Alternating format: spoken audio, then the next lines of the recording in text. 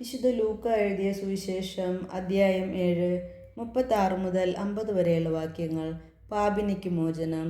ഫരിസേയരിൽ ഒരുവൻ തന്നോടൊത്ത് ഭക്ഷണം കഴിക്കാൻ അവനെ ക്ഷണിച്ചു. യേശു അവൻ്റെ വീട്ടിൽ പ്രവേശിച്ച് ഭക്ഷണത്തിനിരുന്നു. അപ്പോൾ ആ പട്ടണത്തിലെ പാപിനിയായ ഒരുവൾ ഫരിസേയൻ്റെ വീട്ടിൽ അവൻ ഭക്ഷണത്തിനിരിക്കുന്നു എന്നറിഞ്ഞ് ഒരു വെൺകൽ ഭരണി നിറയെ സുഗന്ധ തൈലവുമായി അവിടെ വന്നു. അവൾ അവൻ്റെ പിന്നിൽ പാദത്തിനരികെ കരഞ്ഞുകൊണ്ട് കണ്ണുനീരുകൊണ്ട് അവൾ അവൻ്റെ പാദങ്ങൾ കഴുകുകയും തലമുടി കൊണ്ട് തുടയ്ക്കുകയും ചുംബിക്കുകയും സുഗന്ധതൈലം പൂശുകയും ചെയ്തു. അവനെ ക്ഷണിച്ച ആ ഫരിസേയൻ ഇത് കണ്ട് സ്വഗതമായി പറഞ്ഞു, ഇവൻ പ്രവാചകനാണെങ്കിൽ തന്നെ സ്പർശിക്കുന്ന സ്ത്രീ ആരെന്നും ഏതു തരക്കാരിയെന്നും അറിയുമായിരുന്നു. ഇവൾ ഒരു പാപിനിയാണല്ലോ. യേശു അവനോട് പറഞ്ഞു, ശിമയോനെ, എനിക്ക് നിന്നോടൊരു കാര്യം പറയാനുണ്ട്. ഗുരു അരുളി ചെയ്താലും എന്ന് അവൻ പറഞ്ഞു. ഒരു ഉത്തമർണന് 2 കടക്കാർ ഉണ്ടായിരുന്നു. ഒരുവൻ 500 മറ്റവൻ 50 ധനാറ കടപ്പെട്ടിരുന്നു. വീട്ടാൻ കഴിവില്ലാത്തതുകൊണ്ട് ഇരുവർക്കും അവൻ ഇളച്ചു കൊടുത്തു.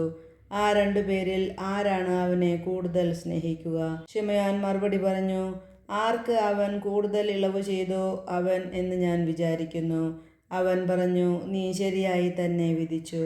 അനന്തരം യേശു ആ സ്ത്രീയുടെ നേരെ തിരിഞ്ഞ് ശിമയോനോട് പറഞ്ഞു, നീ ഈ സ്ത്രീയെ കാണുന്നല്ലോ. ഞാൻ നിന്റെ വീട്ടിൽ വന്നു കാലു കഴുകുവാൻ നീ എനിക്ക് വെള്ളം തന്നില്ല. എന്നാൽ ഇവൾ കണ്ണീരുകൊണ്ട് എൻ്റെ കാലു കഴുകുകയും തലമുടി കൊണ്ട് തുടയ്ക്കുകയും ചെയ്തു. നീ എനിക്ക് ചുംബനം തന്നില്ല. എന്നാൽ ഞാൻ ഇവിടെ പ്രവേശിച്ചതു മുതൽ എൻ്റെ പാദങ്ങൾ ചുംബിക്കുന്നതിൽ നിന്ന് ഇവൾ വിരമിച്ചിട്ടില്ല. നീ എൻ്റെ തലയിൽ തൈലം പൂശിയില്ല. ഇവളോ എൻ്റെ പാദങ്ങളിൽ സുഗന്ധതൈലം പൂശിയിരിക്കുന്നു. അതിനാൽ ഞാൻ നിന്നോട് പറയുന്നു, ഇവളുടെ നിരവധിയായ പാപങ്ങൾ ക്ഷമിക്കപ്പെട്ടിരിക്കുന്നു. എന്തെന്നാൽ ഇവൾ അധികം സ്നേഹിച്ചു. ആരോട് അല്പം ക്ഷമിക്കുന്നുവോ അവൻ അല്പം സ്നേഹിക്കുന്നു.